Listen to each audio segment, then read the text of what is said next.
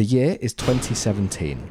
Everything just generally is starting to get way worse, and somewhere in God's own country of Lincolnshire, England, one of the more annoying teenagers that you know has spent almost a year burning the midnight oil on FL Studio 12, hard at work on his debut album. He's cut his teeth on Zelda remixes, Rareware remixes, Undertale remixes, but here we have our first full artistic statement from slight talent William Jacobs, The Calm. It's a tight 10 tracks, 30 minutes of pretty bland piano and orchestra music with very self-serious track titles like One Day and December Nights and, oh my god, and Interlude. Dusk. It's lots of MIDI pianos and MIDI orchestras and, on soon-to-be-released debut single, Synthesis, synthesizers. Now, up until this point, Will has been farting out his work to a ravenous audience of about 70 YouTube subscribers, of whom he personally knows about 50. But The Calm and Synthesis are going to be different. These are going to be a quantum leap into the new realm of commercially released music. We're sending this bad boy to iTunes, Spotify, whatever Deezer is, it doesn't matter. Synthesis is going up there and it's going to take the world by storm. Except apparently Synthesis wasn't Will's first commercial release, and the 100 or so streams that it would go on to get in the following 8 years were nothing in comparison to the 270,000 garnered by a seminal track that he had apparently released 2 years prior. Krusty Krab Trap Remix Vine Theme by William Jacobs. Oh, sorry, I spoke wrong. 27 million. Artist misattribution and its consequences have been a mild to moderate inconvenience for several musicians. Let me just back up a little bit and clarify what's going on here. So, if you're an artist without a record label and you want to get your music out onto streaming services, you can't just upload them. You need a middleman, what we call a distributor, to get them there for you. So you sign up for one of these distributors, pay them a little bit of money, and then you can let them know your artist name, upload the track, title it, click submit, and out it goes into the world. You can watch the streaming royalties roll in. But you caught the issue there, right? You just tell them your artist name. You don't need to prove it, just let them know what it is, and in plenty of cases, that's going to be enough to get your music onto an artist page, whether it's yours or not. So what I'd done in 2017 was publish my track and enter the artist name William Jacobs, not knowing that there already was one of those, and that he was responsible for quite a well-known Spongebob trap remix. And now we were sharing a page. We were roommates now. On the surface of it, this isn't actually such a difficult issue to solve. Normally you can just email the service or your distributor, and most of the time they'll be able to sort it out for you. Here's the email that I sent in 2017. Remarkable self-confidence from someone who had titled the track Interlude (Dusk). But it seemed to be resolved. However, this remix has followed me everywhere I've gone ever since. Imagine trying to show your new album to your school friends or cool music people at university and having to be like, oh yeah, you can find it online if you just Google my name. Oh, no, not the Krusty Krab remix, that's not me. Scroll past that first guy. Oh yeah, I'm the one below that. Yeah, with 8 monthly listeners.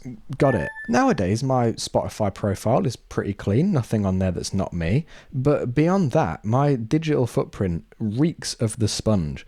Amazon, we're sharing. Deezer, we're sharing. Napster, we're file sharing. See, nowadays, this issue is actually much easier to avoid. A lot of the distributors will just let you specify the exact artist page on each platform that you want to end up on. And that's great. It means that it's a lot harder to end up on the wrong page by accident, and also way easier to end up on the wrong page on purpose. There is one artist named Bob Dylan on Spotify. Is this you? Yes, but this will be my first Bob Dylan release on iTunes and Apple Music, and no, Bob Dylan doesn't yet have a profile on Instagram. It is so comically easy to exploit this system that I am genuinely baffled it was only like last year that news outlets started reporting on people hijacking the profiles of more established artists. New Swans album just dropped. Who's excited to stream Centeredness Finds? Like, genuinely, why did it take so long for people to take notice of this really obvious grift? This happened to me a few times, definitely by accident rather than maliciously, but nonetheless I did wake up one morning last year to find out that I actually had a new album on the way, called The Psalms of David. Or, the way more annoying, a couple years ago there was this guy who decided it would be a great idea to flood streaming services with these terrible MIDI covers of famous TV and film themes. And when I say MIDI covers, I mean like stolen MIDI files with just a default sound font. Genuinely terrible work, and now, on a lot of streaming services, alongside the Krusty Krab Trap remix, they're my new roommates. What's worse is, a few years ago, I thought it'd be a good idea to get one of those official artist channels on YouTube. You know, look all professional, get the little Quaver icon next to your name. I'd look like the real thing. But turns out that what that does is actually opens the doors for other people to put their music on your channel. So now, under my name, you can stream Kill Bill Whistle Theme and The Little Mermaid in 2 places each, both in their worst possible forms. See, it's extra cool because I actually get analytics for these tracks now on YouTube.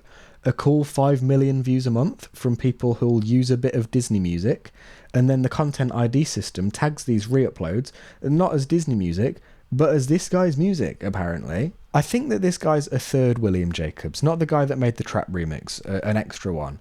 And based on these analytics, he is probably making some decent money off this stolen-ass content. Okay, so the system of getting music onto streaming is pretty flimsy.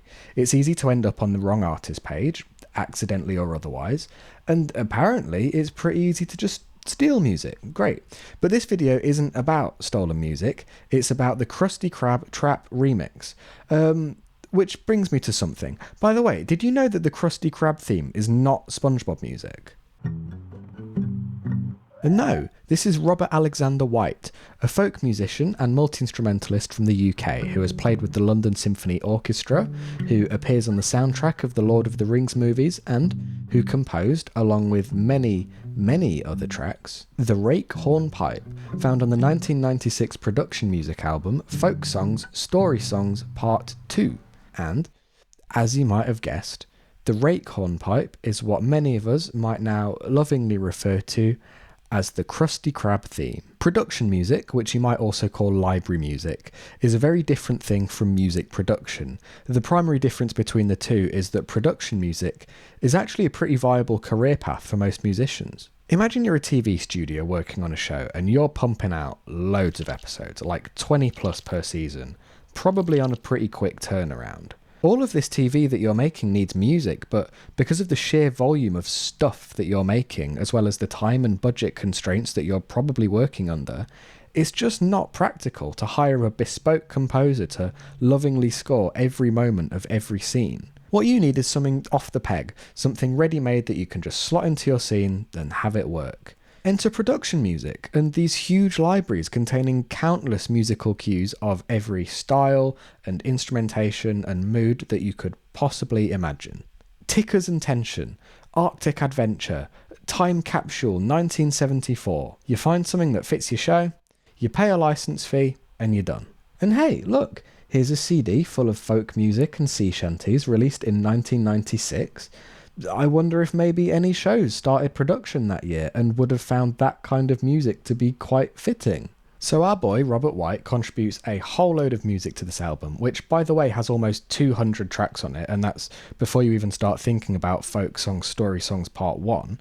But 3 of these tracks, along with 3 others that Robert wrote for different libraries, end up becoming mainstays on SpongeBob. 2 of these tracks make it into the pilot episode, and the rake hornpipe becomes unofficially, but basically officially, the Krusty Krab theme. The thing is though, this isn't SpongeBob music.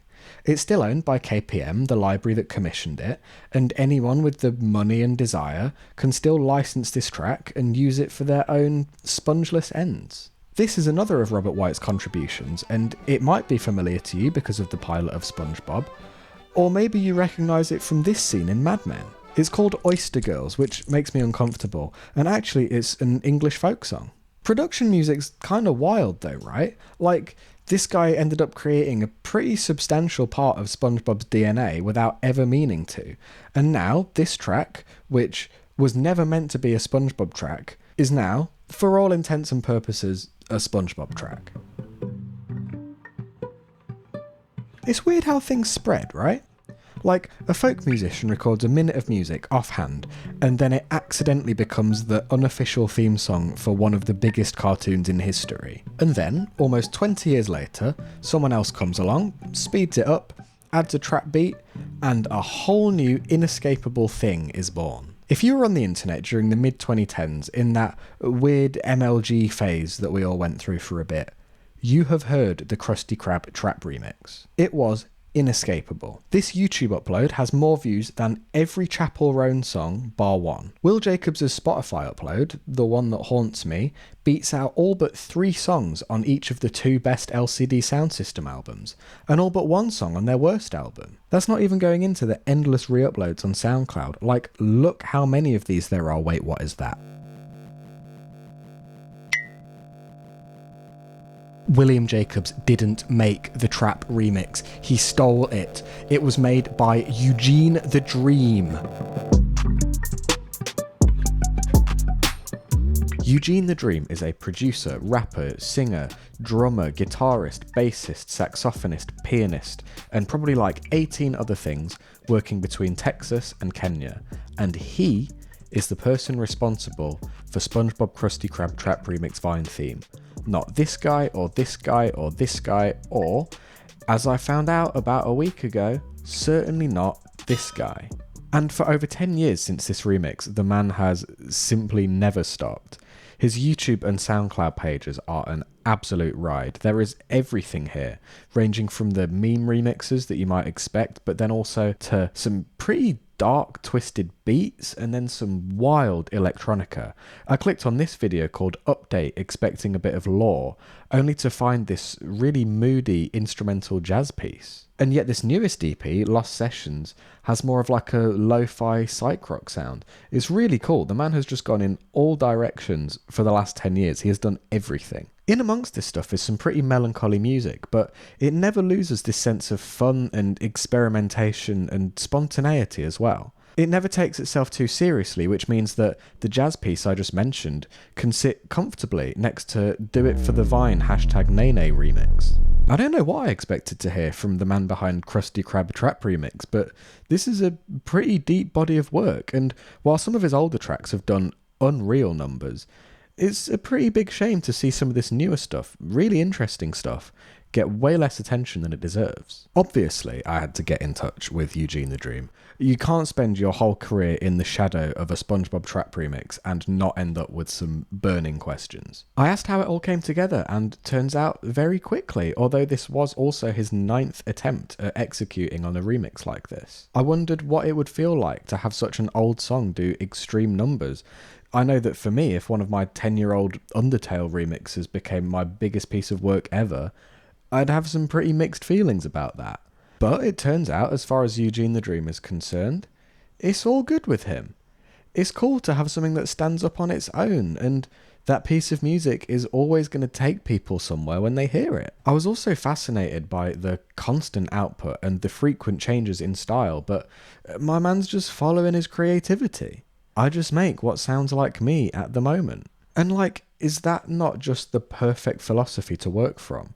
Life is way too short to agonize about what to make. Just make what you feel like doing right now, and maybe it'll resonate. I asked him what projects he's working on at the moment, following this EP that he's released a couple of months ago, and to be honest, I loved his answer. I've just been living life. The biggest project of all. That's great, right? I guess a good question to ask at this point would be, why should any of you care about any of this? And yeah, a great question. Obviously, it matters a lot to me. I've shared an online presence with this man's work since I was 15. But at the end of the day, this is still a video about an 11-year-old trap remix of a 30-year-old piece of library music. I guess I had 2 objectives in mind when making this video. One of them was just an excuse to rant about music distribution and the myriad ways that you can take advantage of it. I mean, this stolen Spotify upload has 27 million streams, and if the royalties had made it to the guy who actually made the trap remix, or indeed the guy who made the original library music, they would each have like an extra $20. But beyond that, I think it's just been maybe a bit of a lesson for me to chill out a little bit. I've had more feelings than anyone should be allowed to have about Spongebob Krusty Krab Trap Remix Vine theme. I've been jealous of it. I've been frustrated by the fact that I've always been overshadowed on streaming services by this quick meme. On the other hand, it's a funny story, I think a decent topic for a YouTube video, and in general, pretty humbling. Like, chill out weirdo, your ultra earnest 6 out of 10 piano music is never going to do the numbers of SpongeBob Krusty Krab Trap Remix Vine theme, so maybe just take the seriousness down a notch and have a bit of fun with it. Because really, that's what all of this is about, right? Like, it's a bit of library music that made it into a beloved TV show, and then a few years later, a guy came along and spent an evening making a trap remix of it. Music doesn't really have to be any deeper than that. Like, it can be, obviously, but if a piece of art is just fun, that's enough. When I asked Eugene the Dream what he remembered about producing the track, he did not talk about the compression on the kick or any greater conceptual purpose. He mentioned putting some bubble sounds on it because that made it fun. Fun is what all of this has always been about. And make music because you enjoy making music. Do it for you, do it for someone else, doesn't really matter. Whatever you enjoy and whatever is going to make you create something fun. Sometimes the most random work that you least expect will go on to live a whole life of its own. Sometimes it will become bigger than you, and most of the time it won't. None of it matters, and by the same respect, all of it matters. Because we get one life, and man, there are many worse ways to spend it than just creating something because you think it's fun. So go do that. Stop watching this video and make something. Bye!